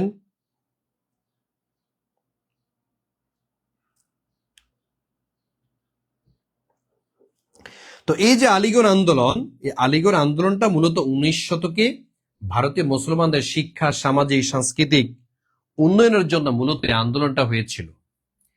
আর সৈয়দ আহমদ খান তার এই আন্দোলনের নেতৃত্ব প্রদান করেছিলেন। কেন? এই অঞ্চলের বিশেষ করে যারা মুসলিম ছিল তারা শিক্ষা থেকে পিছিয়ে গেছে, তারপর হচ্ছে গবেষণা, তারপর হচ্ছে সংস্কৃতি, এখান থেকে দেখা যাচ্ছে যে তারা পিছিয়ে গিয়েছিল। এই পিছিয়ে পড়া মানুষদেরকে এগিয়ে নিয়ে যাওয়ার জন্য যিনি নেতৃত্ব প্রদান করেছিলেন তিনি হচ্ছেন সৈয়দ আহমদ খান। তিনি হচ্ছেন সৈয়দ আহমদ খান। মুসলমানদেরকে আধুনিক শিক্ষার জন্যই মূলত তিনি এই কাজটা করেছিলেন। শুধু তাই নয়, তিনি মোহামেডান অ্যাংলো ওরিয়েন্টাল কলেজও প্রতিষ্ঠা করেছিলেন 1875 সালে। সৈয়দ আহমদ খান 1875 সালে Mohammedan Anglo oriental college, Mohammedan Anglo Anglo oriental college, oriental college প্রতিষ্ঠা করেছিলেন তিনি। তাইলে মোহামেডান অ্যাংলো ওরিয়েন্টাল কলেজ প্রতিষ্ঠা করলেন কে? সৈয়দ আহমদ খান। সৈয়দ আহমদ খান হচ্ছে তিনি এটা প্রতিষ্ঠা করলেন, যদিও পরবর্তীতে এটা ভার্সিটিতে রূপান্তর করা হয়েছিল। ঠিক আছে, তাহলে আলিগড় আন্দোলনটা এই। তাহলে মুসলমানদের শিক্ষা, গবেষণা, সংস্কৃতি, আধুনিক শিক্ষা, বিশেষ করে ইংরেজি শিক্ষা মুসলমানদের মধ্যে ঢুকিয়ে দেওয়া হলো যে ইংরেজি শিক্ষা হচ্ছে হারাম। ফলে মুসলমানরা বিভিন্ন সরকারি চাকরি থেকে পিছিয়ে পড়েছে। মুসলমানদেরকে শিক্ষা দীক্ষা এগিয়ে নেওয়ার জন্য কয়েকজন মনীষী তারা হচ্ছে ডাল হয়ে কাজ করেছিলেন, তারা হচ্ছে অগ্রণী ভূমিকা পালন করেছিলেন, পায়োনার হিসেবে কাজ করেছিলেন। তার মধ্যে একজন হচ্ছে সৈয়দ আহমদ খান, সৈয়দ আমির আলী, তারপর আবার হাজী মোহাম্মদ মহসিন। ওনার তো সব সম্পত্তি দান করে দিয়েছে মুসলমানদের শিক্ষা দীক্ষায়। নবাব স্যার সলিমুল্লাহ তিনি ঢাকা বিশ্ববিদ্যালয়ের জন্য জায়গাটা দিয়ে দিয়েছেন। ঠিক আছে, জায়গা পর্যন্ত দিয়ে দিয়েছেন শুধু ঢাকা বিশ্ববিদ্যালয়ের জন্য। ঠিক আছে, তারপরে মুসলিমরা কি হোক, মুসলিমরা শিক্ষিত হোক। তো এই হচ্ছে বিষয়। তারপরে কি আছে? ভারতীয় জাতীয় কংগ্রেস প্রতিষ্ঠিত হয় কত সালে? দেখি এটার অ্যান্সার কয়জন করতে পারছেন? ভারতীয় জাতীয় কংগ্রেস প্রতিষ্ঠিত হয় কত সালে? 1885 সালে, 1890 সালে, 1905 সালে, 1911 সালে? তাহলে দেখি অ্যান্সার করেন তো। জি, রূপম অ্যান্সার করেছেন, থ্যাংক ইউ সো মাচ। আমার রাজকন্যা, শিউলি আক্তার, তারপর হচ্ছে নিশি আপু অ্যান্সার করেছেন, মোসাম্মদ মিম অ্যান্সার করেছেন, রুকসান আক্তার অ্যান্সার হয়েছে, হুমায়রা পাখিও অ্যান্সার হয়েছে, মেহতাল, মেথিল আনিশা অ্যান্সার করেছেন, থ্যাংক ইউ সো মাচ। তার মানে আপনাদের অ্যান্সারটা সঠিক সঠিক হয়েছে। আবার অনেকে অ্যান্সার করেন নাই, আপনারা অনেকে অ্যান্সার করেন না, কৃপণতা করেন, শুধু দেখে যাচ্ছেন, তাই না? শুধু দেখে যাইলে হবে না, দেখলেই হবে না, আপনাকে কানেক্ট থাকতে হবে। ভারতীয় জাতীয় কংগ্রেস প্রতিষ্ঠিত হয়েছিল কত সালে? এটা কি 1885-তে নাকি 1890-তে? কংগ্রেস, তাহলে ভারতীয় জাতীয় কংগ্রেস, আবার শুধু কংগ্রেস বললেও হলো। ঠিক আছে, শুধু কংগ্রেস লেখা হয়েছিল পরে, কিন্তু প্রথমে ছিল সর্বভারতীয় জাতীয় কংগ্রেস এরকম নামে প্রতিষ্ঠিত হয়েছিল। এটা কত সালে? আমাদের জাকারিয়া মিতু, রঞ্জয় রায়, নাদিয়া জামান, তারপর মাজেদ হোসেন, রোকসানা আক্তার, আব্দুল কুদ্দুস, ওনাদের গুলো সঠিক হয়েছে। তার মানে 1885 সালে। ভারতীয় জাতীয় কংগ্রেস প্রতিষ্ঠিত হয়েছিল 1885 সালে। এখন এই যে জাতীয় কংগ্রেস প্রতিষ্ঠিত হয় 1885 সালে, এই প্রতিষ্ঠাতা কে ছিল? উনি কি ভারতীয় ছিল? না, তিনি একজন ব্রিটিশ ছিলেন। তার নাম অক্টোভিয়ান হিউম। অক্টোভিয়ান হিউম তিনি মূলত এটা প্রতিষ্ঠা করেছিলেন। এই সেই অক্টোভিয়ান হিউম তিনি এই কংগ্রেস প্রতিষ্ঠা করে ঘোষণা দিয়েছিলেন এটা সর্বভারতীয়। সর্বভারতীয় মানে সকলের জন্য। কিন্তু দেখা গেল যে কংগ্রেসের যারা নেতা, প্রথম সারির নেতা, প্রধান প্রধান যারা ছিল, প্রধান এরা হচ্ছে হিন্দু। প্রধান নেতা ছিল হচ্ছে হিন্দু। এই কারণে যারা মুসলিম ছিল তারা খুবই নাখোশ ছিল। এখানে মুসলিমরা এখানে মানে এটা মেনে নিতে পারছিলেন না যে তাদেরকে শুধু মিছিল মিটিং এ ডাকে, মূল কাজে ডাকে না। এই কারণে মুসলিমরা রাগ হয়ে এখান থেকে বের হয়ে এসে 1906 সালে একটি রাজনৈতিক দল গঠন করে মুসলিমরা। বলতে হবে 1906 সালে মুসলমানদের প্রতিষ্ঠিত রাজনৈতিক দলের নাম কি? জি, অ্যালান অক্টোভিয়ান হিউম। হ্যাঁ, ঠিক বলেছেন। এই যে অনেক পরে আপনাদের কমেন্টগুলো আসে নেটওয়ার্কের কারণে।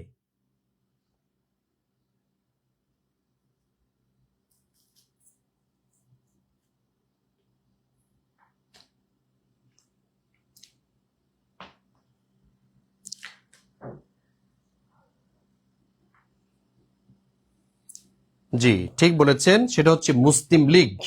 আচ্ছা, যারা যারা মুসলিম লীগ দিয়েছেন তাদেরটাই হচ্ছে মুসলিম লীগ। তাহলে মুসলিম লীগ এটা প্রতিষ্ঠিত হয়েছিল 1906 সালে। এটা মূলত কংগ্রেসের কারণেই মূলত এটা সৃষ্টি হয়েছে। কংগ্রেসের সাথে রাগ করে গিয়ে মুসলিমরা 1906 সালে আলাদা রাজনৈতিক দল গঠন করেছে। এই হচ্ছে বিষয়। ফকির সন্ন্যাসী বিদ্রোহ 1760 থেকে 1800 সালে ফকির সন্ন্যাসী বিদ্রোহ হয়েছিল। তারপর ইলবার্ট বিল বিতর্ক। আচ্ছা, ইলবার্ট বিল বিতর্ক হয়েছিল কত সালে? এটা একটা গুরুত্বপূর্ণ প্রশ্ন। ইলবার্ট বিল বিতর্ক হয়েছিল কত সালে? 1883, 1885, 1905 নাকি 1911?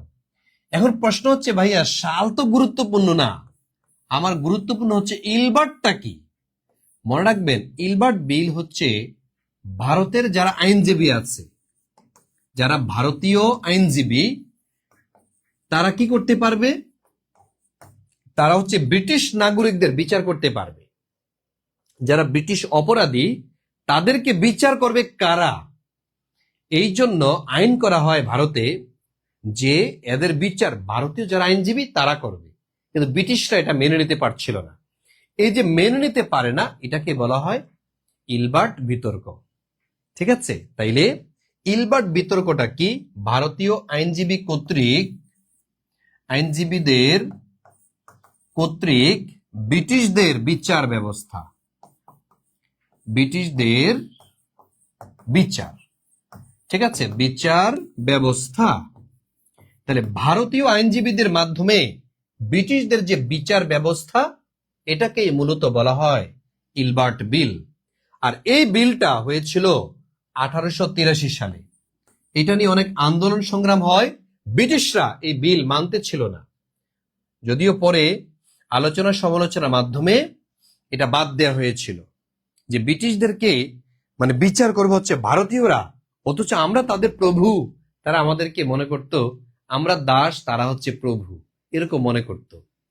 ঠিক আছে, তাদের মানসিক অনেক যন্ত্রণা ছিল এই দেশের মানুষজন, যেটা নিতে পারত না। জি, রোকসানা আক্তার সঠিক বলেছেন আপনি, সঠিক। আব্দুল কুদ্দুস, তারপর শিউলি, জাহাঙ্গীর আলম, মিথিলা, আনিশা, তারপরে আমাদের অচিন পাখি, আপনাদের গুলো সঠিক হয়েছে। সঠিক হয়েছে যে আমাদের এখানে শুধু ইংলিশে ভর্তি হতে পারবেন। তো শুধু ইংলিশে যারা ভর্তি হবেন তাদের জন্য 750 টাকা। শুধু ইংলিশে যারা ভর্তি হবে তাদের জন্য মাত্র 750 টাকা। আর যারা সাবজেক্টিভে ভর্তি হবেন, যদি সাবজেক্টিভে আপনি ভর্তি হতে চান, আপনাকে এই মুহূর্তে দিতে হবে মাত্র 1300 টাকা। কিন্তু লাইভ কেটে গেলে আপনাকে দিতে হবে সাবজেক্টিভে 2600 টাকা। আর 19তম জেনারেল যে নিবন্ধন, জেনারেল যে কোর্সটা সেখানে আপনাকে দিতে হবে 1199 টাকার জায়গায় 3000 টাকা। দ্রুত, হ্যাঁ, আমি আছি আপনাদের জন্য, কিছুক্ষণ আছি। ভারত শাসন আইন 1919 অন্য কি নামে পরিচিত ছিল? ভারত শাসন আইন কয়েকবার হয়েছে, 1773 একবার হয়েছে, আবার 1837 সালে হয়েছে, আবার 1919 সালে হয়েছে। এই যে ভারত শাসন আইন 1919 অন্য একটা নামে পরিচিত ছিল, যেটা ব্রিটিশ পার্লামেন্টের মধ্যে পাশ হয়েছিল। ব্রিটিশদের পার্লামেন্টের মধ্যে ভারত শাসন আইন 1919 পাশ হয়েছিল, যেটার আরেকটা নাম হচ্ছে মন্টেগো চেমসফোর্ড সংস্কার। মন্টেগো চেমসফোর্ড সংস্কার নামে এই ভারত শাসন আইনটা পরিচিত। ঠিক আছে, এটা মুখস্থ রাখবেন আপনারা। ভারত শাসন আইন মন্টেগো চেমসফোর্ড নামে এটা পরিচিত। তারপর মার্লো মিন্টু সংস্কার চালু হয় কত সালে? দেখি কে কে অ্যান্সার করতে পারবেন। মার্লো মিন্টু সংস্কার আইন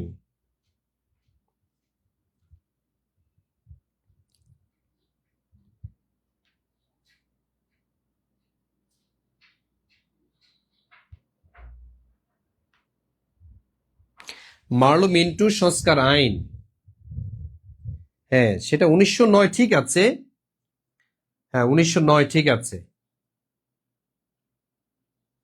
হ্যাঁ মার্লো মিন্টু। তাহলে এটা কবে হয়েছিল? 1909 সালে, ঠিক বলেছেন। কিন্তু বিষয়টা হচ্ছে ভাইয়া, মার্লো মিন্টু এই যে সংস্কার, এটা আসলে জিনিসটা কি? এটা হচ্ছে মুসলমান ও হিন্দুদের জন্য আলাদা আলাদা ভোটের ব্যবস্থা, রাজনীতির ব্যবস্থা করা। তাইলে মুসলিম ও হিন্দুদের জন্য আলাদা ভোটের ব্যবস্থা করা, ঠিক আছে, ভোটের ব্যবস্থা অথবা রাজনীতির ব্যবস্থা করা, ঠিক আছে, রাজনীতির ব্যবস্থা করা। তাহলে মুসলমান ও হিন্দুরা যাতে আলাদা আলাদা ভোট প্রয়োগ করতে পারে, সেই জন্য মূলত মার্লো মিন্টু এটা সংস্করণ আনে। আগে কিন্তু মার্লো মিন্টু যে আইনটা ছিল সেখানে দেখা যাচ্ছে যে আলাদা আলাদা কোনো নির্বাচন ব্যবস্থা ছিল না। কিন্তু 1906 সালে দেখা গেল কি, মুসলিম লীগ প্রতিষ্ঠিত হয়ে গেল। মুসলিম লীগ বিভিন্ন জায়গায় আন্দোলন সংগ্রাম শুরু করেছে এবং তারা আলাদা নির্বাচন চাচ্ছে। এই জন্য 1919 সালে এই আইনটা পাশ হয় যে মুসলমানদের জন্য আলাদা অঞ্চলগুলো নিয়ে তারা রাজনীতি করবে, ভোটাধিকার প্রয়োগ করবে। এই জন্য মূলত এই মার্লো মিন্টু আইনটি কি হয়, সংসদে পাশ হয়েছিল।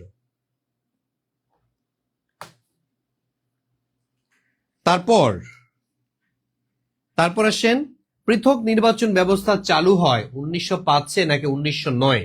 দেখছেন একই প্রশ্ন কিন্তু ঘুরে ফিরে আসে। পৃথক যে নির্বাচন ব্যবস্থাটা, এটা চালু হয়েছিল কবে? 1905, 1909, 1919 নাকি 1935 সাল? পৃথক নির্বাচন ব্যবস্থা চালু হয়েছিল 1909 সালে। কোন সংস্করণের মাধ্যমে? মার্লো মিন্টু সংস্করণের মাধ্যমেই মূলত মুসলমানদের এবং হিন্দুদের বা অন্যান্য ধর্মের আলাদা নির্বাচনের ব্যবস্থা হয়েছিল। এটা খুব ইম্পর্টেন্ট একটা বিষয়। তারপর রাজধানী কলকাতা থেকে দিল্লিতে স্থানান্তর হয় কত সালে? আগে তো কলকাতা পশ্চিম বাংলার রাজধানী ছিল, তাই না? পশ্চিম বাংলার রাজধানী ছিল এক সময় কলকাতা। তো এই কলকাতা থেকে পশ্চিম বাংলার রাজধানীটা বা এই অঞ্চলের রাজধানী এটা দিল্লিতে নেওয়া হয়। কেন? কারণ হচ্ছে বঙ্গভঙ্গ তো বাতিল করে দিল, তাই না? বঙ্গভঙ্গ বাতিল হওয়ার পরে 1911 সালে যখন বঙ্গভঙ্গ বাতিল হয়ে যায়, তখন তো কলকাতাও নাই, ঢাকাও নাই। কারণ কি? আসাম পূর্ববঙ্গ যে রাজ্য ছিল এটাও বাতিল, পশ্চিমবাংলা যেটা ছিল এটাও বাতিল। এই সমগ্র অঞ্চলটাকে একসাথে করে ভারতবর্ষ করে দিল, আর তার রাজধানী করে ফেললো কোনটা? দিল্লি।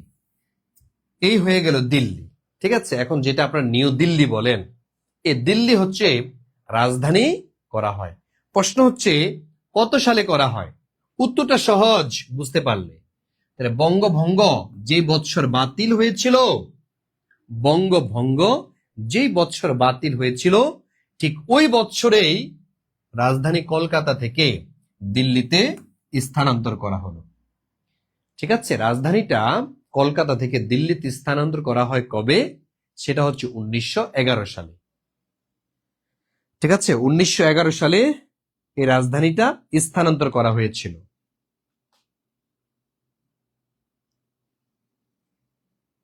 তারপরে ভারত শাসন আইন 1935 ছিল কি?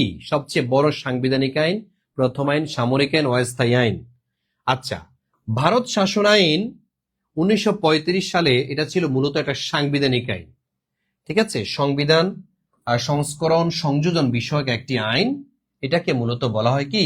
ভারত শাসন আইন। অনেকগুলো ভারত শাসন আইন হয়েছিল। একটু আগে আমরা দেখেছিলাম 1919 সালের ভারত শাসন আইন। এখন আমরা দেখছি 1935 সালের ভারত শাসন আইন। সবচেয়ে বড় সাংবিধানিক আইন হিসেবে পরিচিত 1935 সালের ভারত শাসন আইন। 1773 সালে আমরা একটা দেখিয়েছিলাম ভারত শাসন আইন। আর এগুলো পাশ হইতো কোথায়? ব্রিটিশদের পার্লামেন্টের মধ্যে এগুলো পাশ হতো।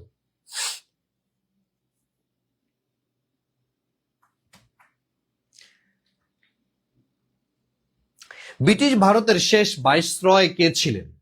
ব্রিটিশ ভারতের শেষ ভাইসরয় কে ছিলেন? Lord Curzon, Lord Mintu, Lord Mountbatten. আচ্ছা, এই প্রশ্নের সঠিক অ্যান্সার যেটা, সেটা হচ্ছে লর্ড মাউন্টব্যাটেন। 1947 সালে ওনার মাধ্যমেই কিন্তু ভারতবর্ষের ব্রিটিশ শাসনের অবসান হয়ে যায়। তাহলে সিরাজউদ্দৌলা আর হচ্ছে লর্ড মাউন্টব্যাটেন, তাদের ভাগ্য কিন্তু একই রকম, তাই না? সিরাজউদ্দৌলা আর হচ্ছে লর্ড মাউন্টব্যাটেন। এখানে সিরাজউদ্দৌলা ছিলেন সর্বশেষ নবাব, আর লর্ড মাউন্টব্যাটেন ছিল ভারতবর্ষের শেষ ভাইসরয়। এভাবেও কিন্তু আসতে পারে, সিনোনিম অ্যান্টোনিমের মতো। স্বদেশী আন্দোলন শুরু হয় কবে? এটা মূলত স্বদেশী আন্দোলন, দেখি আপনারা করেন তো, আমি তো সব অ্যান্সার করে দিচ্ছি। দেখি অ্যান্সার করেন, এটা অ্যান্সার আপনারা করবেন।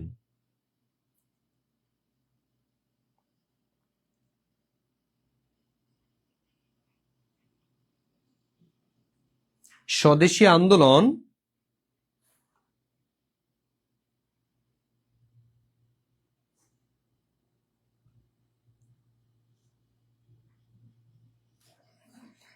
তাহলে স্বদেশী আন্দোলন শুরু হয় এটা কবে? এটা সহজ, এটা হচ্ছে 1905 সালে, যে বছর বঙ্গভঙ্গ হয়েছিল। আপনারা অনেকে অ্যান্সার করেছেন। তাহলে যে বছর বঙ্গভঙ্গ হয়েছিল এই বছরেই স্বদেশী আন্দোলন শুরু হয়েছিল। স্বদেশী আন্দোলনটা কি? স্বদেশী আন্দোলন হচ্ছে বিদেশি পণ্যকে বর্জন করা, দেশীয় পণ্যকে গ্রহণ করা। এবং তখন একটা গান খুব প্রসিদ্ধ ছিল, পরোনা রেশমি চুরি বঙ্গ নারী, পরোনা আর পরোনা। এই যে পরোনা রেশমি চুরি বঙ্গ নারী, পরোনা আর পরোনা, এটা কোন আন্দোলনের বিখ্যাত গান? এটা হচ্ছে স্বদেশী আন্দোলনের। ঠিক আছে, স্বদেশী আন্দোলনের বিখ্যাত গান। আচ্ছা, তাইলে এই স্বদেশী আন্দোলন শেষ হয়েছিল কবে? এটা মূলত 1905 সালে শুরু হয়ে 1912 সাল পর্যন্ত স্থায়ী ছিল।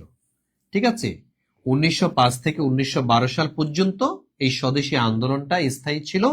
এই আন্দোলনের মাধ্যমে ব্রিটিশরা একটা মেসেজ পায় যে আসলে এই অঞ্চলের মানুষ স্বভাবতই বা স্বাভাবিকভাবে আমাদেরকে শাসন করতে দিবে না, তারাও পারে না, আমরাও আসলে তাদেরকে সঠিকভাবে নিয়ন্ত্রণ করতে পারছি না। অস্থিরতার মধ্যে রাখতো ব্রিটিশদেরকে।